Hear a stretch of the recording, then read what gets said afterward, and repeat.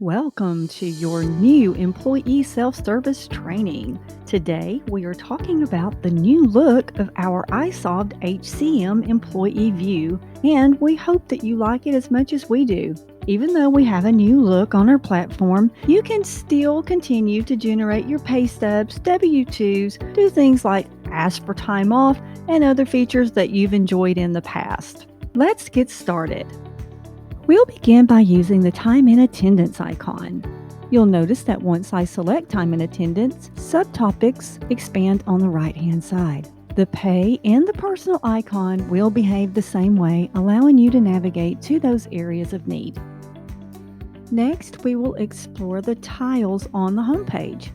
Notice that the time and attendance tile allows us to click on subtopics. Here I clicked on time card and it navigated me to my time card where I can see each of my punches, the total amount of hours that I've worked, and you'll notice that there is some color coding on this page that will allow you to see hours worked and punches.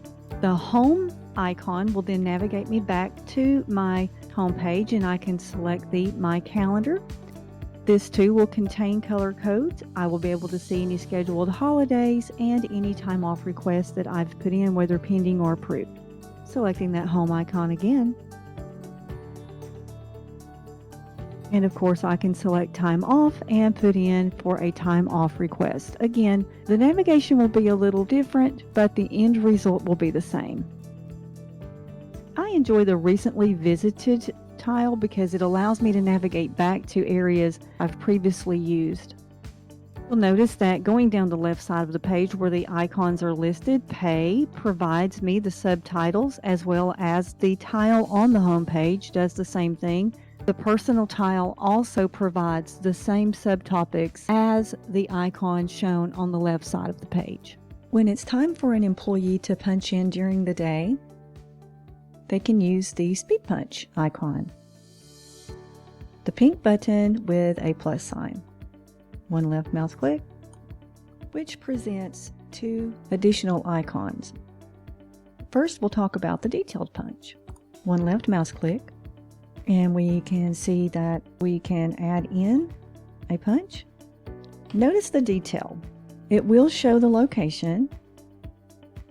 It will provide the date and time, as well as a normal auto punch. The system knows if we are in or out. The labor group allows the employee to select a different labor group or even a different job. Once the employee has selected the labor or job, they would then select the word Save and then would see the punch created.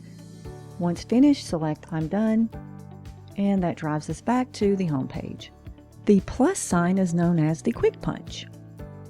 So one left mouse click, and now I receive my successful punch notification, which shows me the punch and selecting I'm done. Next, we will use the tile to navigate to the time card. The time card opens to the current pay period. I am able to look at this time card in the pay period, the week, or day mode. And we'll navigate back to the pay period. Down the left side, we will see details about this time card. Regular earning hours, travel hours. Notice the travel hours are also displayed in adjustments, and any bonuses as well. If the employee has transferred between job, location, branch, also known as labor fields, you will see those items displayed in this area, along with any hours worked in each area. The employee can see that there's an alert. We have a missing punch. That missing punch was on February 4th, as indicated with the exclamation point. When I left mouse click on the tile, it will expand and I will be able to see that the employee punched in at 8 o'clock. However, if I expand on the expansion arrow, it will also show me that I have a missing punch. The manager will be able to make modifications to that missing punch. To close this section, I would click on the expansion arrow and the tile at the top. The employee can drill into all days to see specific in and out punches for the amount of hours worked on that day. Scrolling down to the bottom of the page presents us with the Missing Punch button.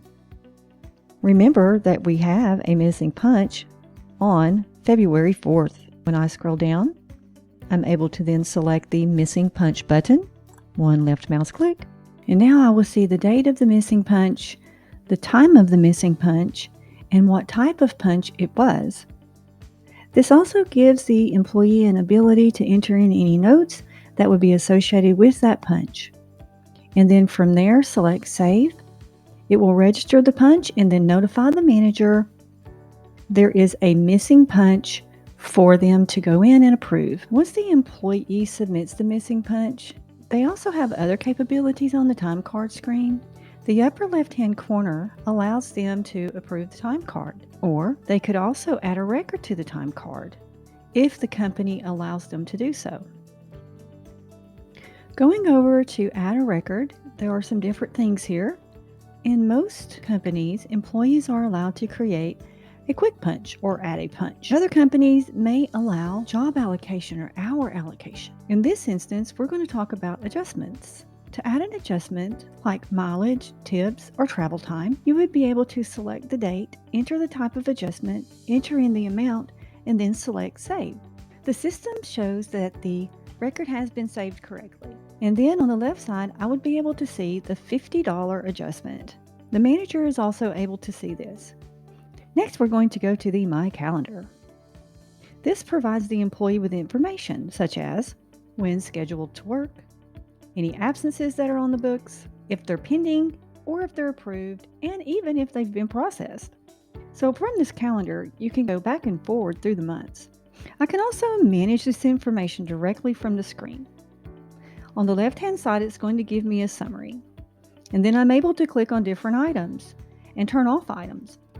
The View Summary allows the employee to deselect items that they may not be interested in at the moment, making the calendar configurable for their needs. The summary allows me to see a quick view of the hours listed on the calendar.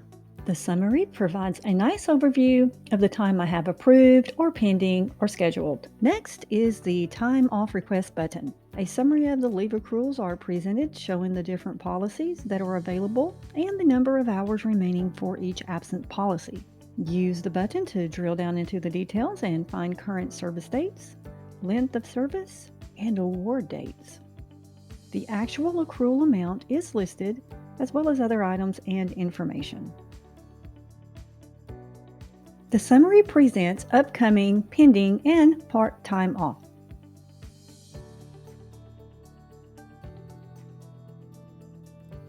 Selecting the Request Time Off button allows us to then drop down, select the absence policy, enter in the date range, the number of hours requested, and notes for our manager.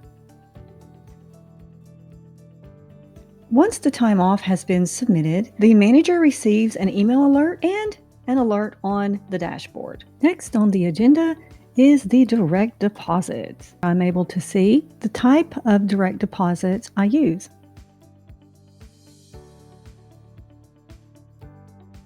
Selecting details allows me to expand and see the routing, account type.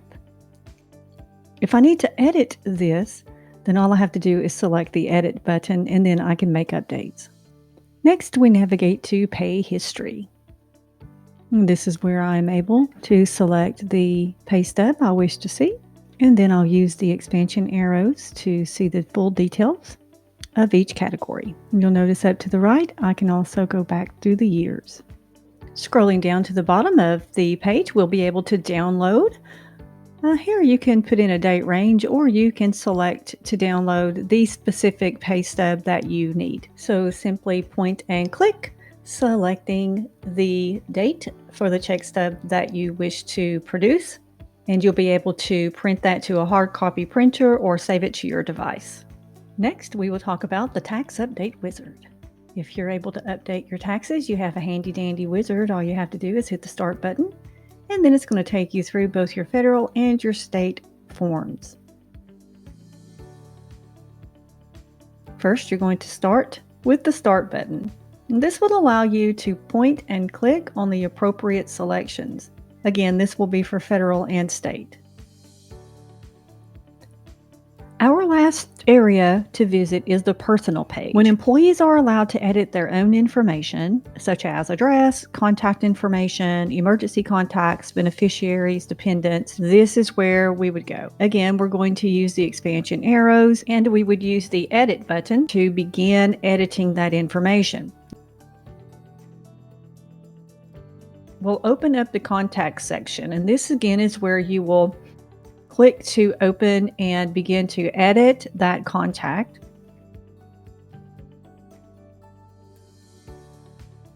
Move on to the next.